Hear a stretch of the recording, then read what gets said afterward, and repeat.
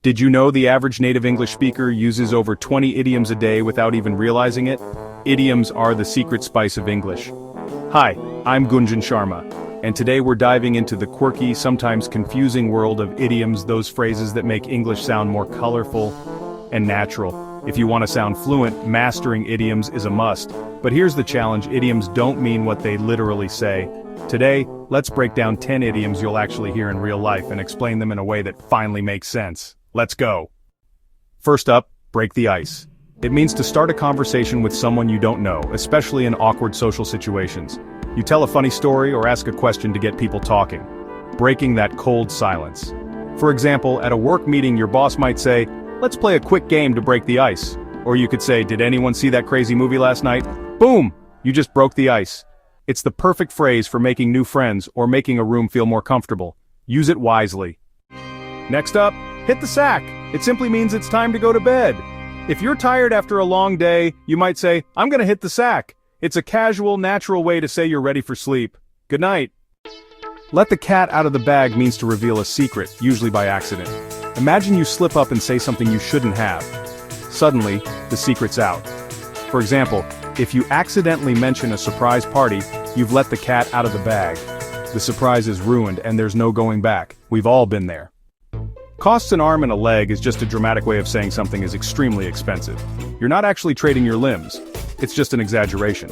For example, that car probably costs an arm and a leg. Or, did that designer bag cost an arm and a leg? It's a vivid way to talk about price. Bite the bullet means to face a difficult or unpleasant situation you've been avoiding. The phrase comes from soldiers biting bullets during painful surgery. Today, it's about being brave and getting something tough over with. For example, I hate the dentist, but I have to bite the bullet and go. Or you take a deep breath and bite the bullet before a tough conversation. It's all about courage. Once in a blue moon means something happens very rarely. A blue moon is a rare second full moon in a month. You might say, "My cousin visits once in a blue moon," or "I only eat pizza once in a blue moon." It's a poetic way to say, almost never. Piece of cake means something is incredibly easy. If you finish a test quickly, you might say, "That was a piece of cake." Or, "Sure, I can fix your computer. It'll be a piece of cake."